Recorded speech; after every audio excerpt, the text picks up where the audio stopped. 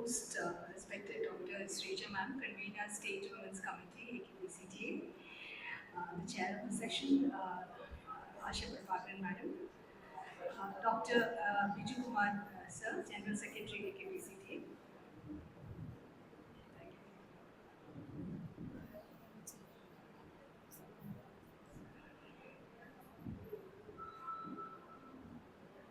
Thank you.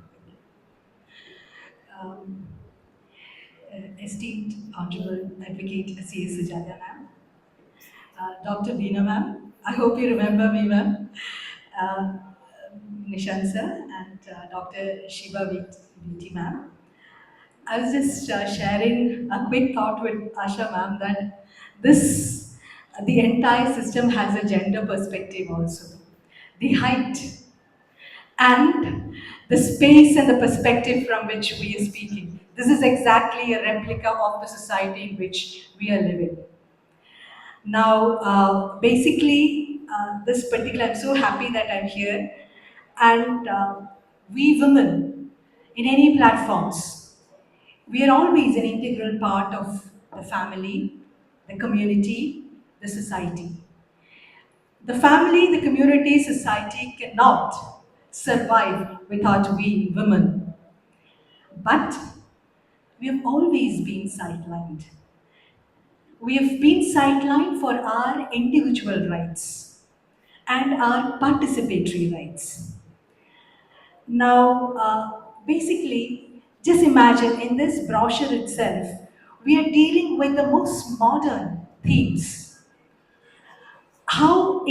And right in this particular context, when we are thinking of the challenges of NEP and how religion is being infused into our campuses, we are talking about internationalization of higher education.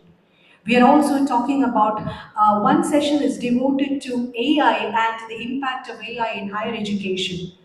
And another session is very the powerful, the presence of absence. Just imagine we are touching upon the different contemporary themes. But the fact is that still I'm forced to speak of sidelining. Just imagine, ma'am was speaking about the Constitution and the 75, we have crossed the 75th fifth year of our Constitution, jumping into the next year. Can you imagine the number of women Supreme Court judges that we had?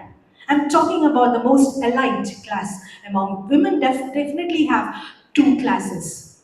Now, how many women judges we had all these years? It is just a couple of, we can just count them. It's just 11. Now, in Kerala High Court has the highest number of judges right now. It's just the 7 judges, the highest in the history. When I say the highest, imagine, do you think that the all other women, why didn't they make up to the highest strands? Why? This why should nab us. This why should hurt us. This why we have to provide an answer to this why. Why are we not coming in front? What are the walls, the invisible walls that deny access to all this? Now, basically, we have equal spaces. The Constitution definitely talks about the gender equality. It talks about the a democratic society in which all the gender values are being enshrined. And I remember a case which is being stated by Supreme Court in 1996. It is the case is Madhu Kishore was a state of Bihar. I quote the judgment. Women individually is being considered as a component of high degree of strength, efficiency, and intellectual power. Now, this is a statement that we have to remember. I quote, self sacrifice and self denial are their nobility, and yet they have been subjected to all forms of inequalities, iniquities, indignity, and discrimination. This has been narrated, enumerated by the Supreme Court in way back in 1996.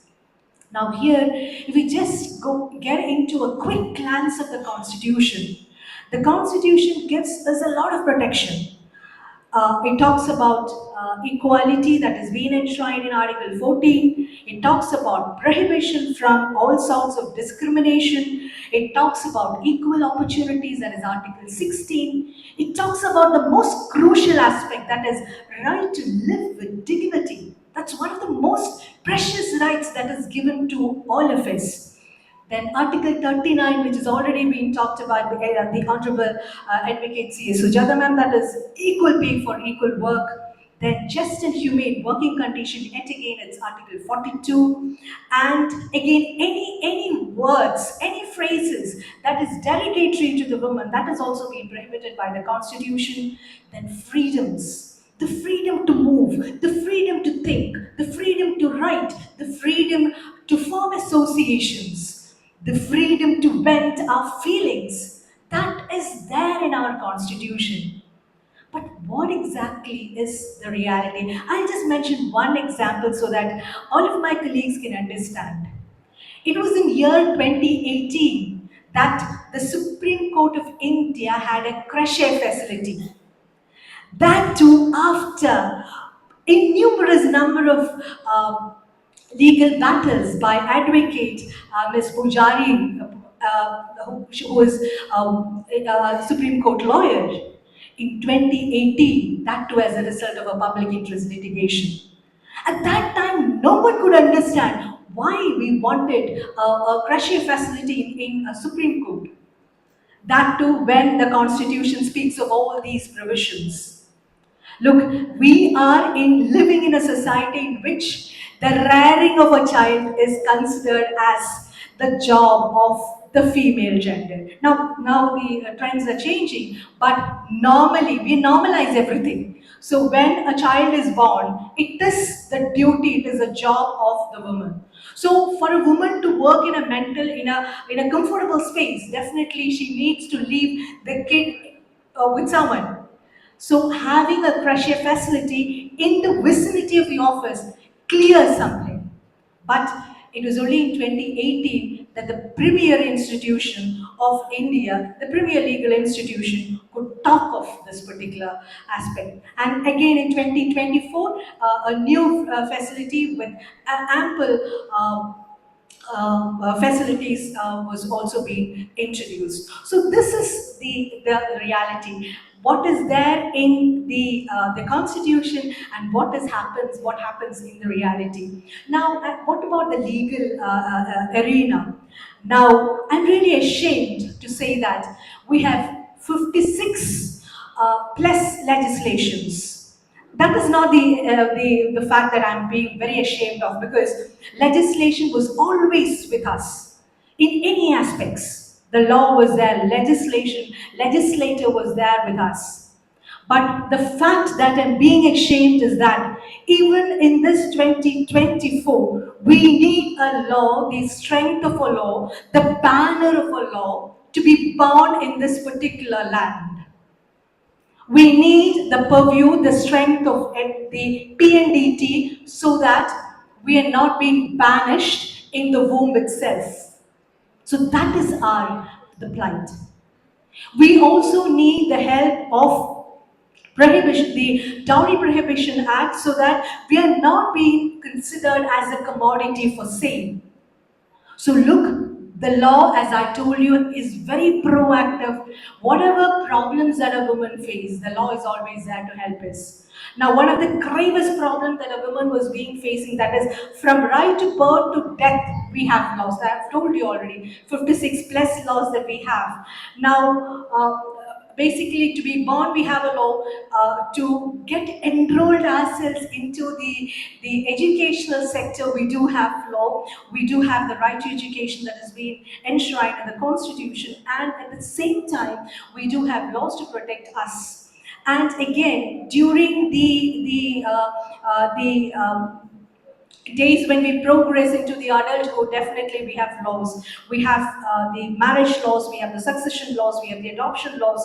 We also have laws to save us from all forms of violence. whether it is the physical, whether it is the emotional, whether it is the economic abuse. We do have the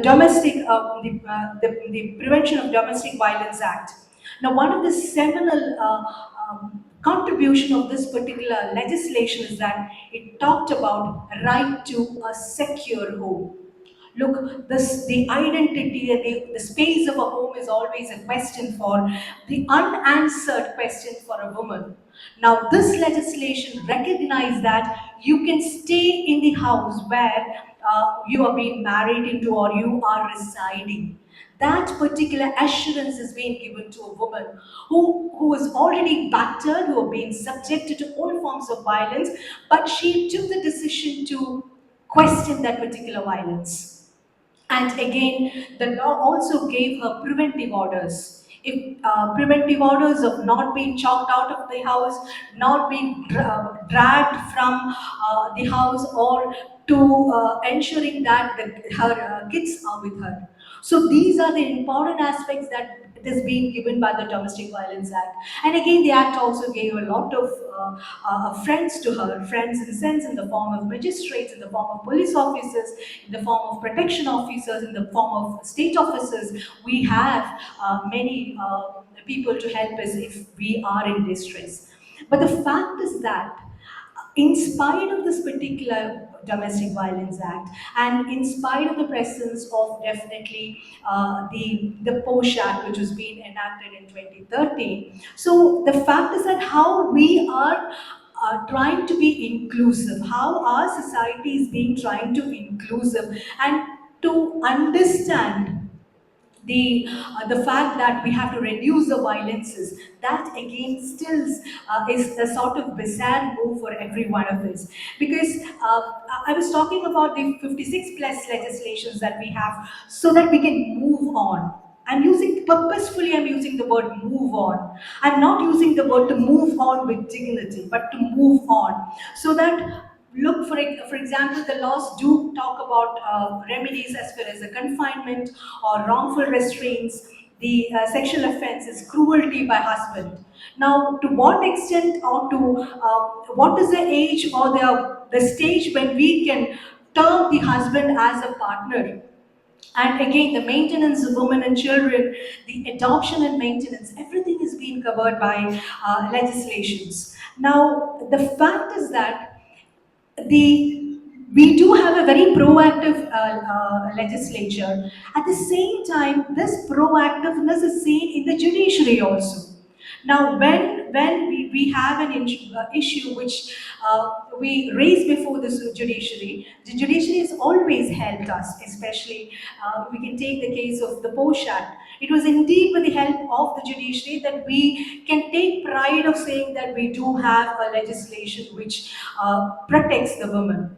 But the fact is that this mindset that even after 13 years, the legislation actually took 13 years to enact this particular POSH Act, and it was being nabbed by the judiciary, stating that why are you taking 13 years to enact this particular legislation? But this reflects the mindset of our society. So, and when the POSH Act is being enacted, we again took more time in enacting, incorporating ICs in our campuses, in our institutions. Again, the private sphere, they stood apart. They stood, oh, this POSH Act is being only for the public institutions. It is not for private. Look, the POSH Act talks about protecting women across, without any barrier of jurisdictions or boundaries. So again, it took another legal battle to make it the message clear that this is applicable to the private institutions. Again, we wanted to take the help of the state government. The government of Kerala, the state government was very, very helpful in saying that, look, you have to incorporate ICs in all the institutions. So once you have incorporated ICs, what happens next? You file a case. You're filing a case and you're also fighting the battle, the social stigma. Look, you have already filed a case, and you will be tarnished. You will be just viewed from that particular complaint. We will be never be viewed from the aspect that yes, this is a bold decision which the particular woman has taken a bold decision to question a very, very offensive act that has happened towards her. Now, this is so uh, just like a very positive legislature and a very positive judiciary, we do have the constitution, we have the law, we have the judiciary, always protecting us. Now, what is the problem then? What is the problem that we are facing?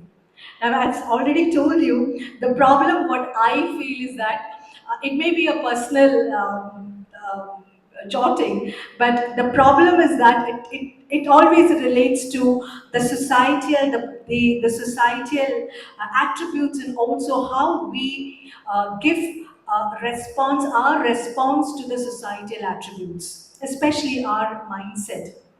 I'll just share you a quick an example. It happened during the COVID time. I still remember the example. Our colleagues, we were chatting because through the online media, and my colleague, Dr. Arati at School of Indian Legal Thought, she's also the director of gender studies there. Many of you would know her, and she just shared a photo to me, and the photo contained four or five male persons having, and then there was also one or two female people. And she asked, identify the cricketer in this particular photo, identify the cricketer. Now, what would be our spontaneous reaction? We were talking about Sachin, we were talking about Kambli, we were talking about narrating the entire male counterparts, male people in the cricket arena, but we never mentioned one single female cricketer. Now, this is my mindset. I'm talking about my mindset. So, now definitely we are, as teachers, we are addressing a new group of generation where they are starting to question this particular mindset. Are the generation that we are dealing now, they are talking, they are challenging the frontiers of freedom, the frontiers of choice, the choice of the clothes, the choice of how they are living, the choice of with whom they have to live, and again, everything, the lifestyles, the approaches towards the attachments. So we are dealing with those generations. Now, our generation, were dealing with deprivations and inequities and inequalities, and we were aware of that, of the constitution, the legal sphere, and the judicial sphere. But we are also addressing a new generation which poses a lot of questions before us. Now, the fact is that we are just standing in the crossroads.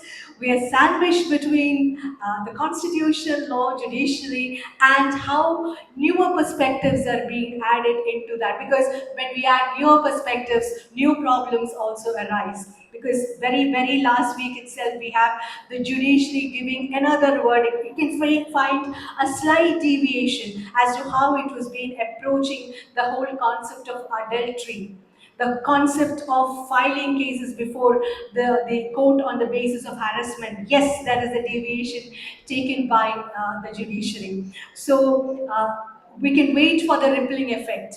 We can wait for the cascading effect. But the fact is that every moment we have to be very, very vigilant. We have to strive and we have to create an individual space. And that is what we have to keep in mind. And it is not only safeguarding our identity, it is always fighting for our rights and the justice that is being enshrined in our constitution.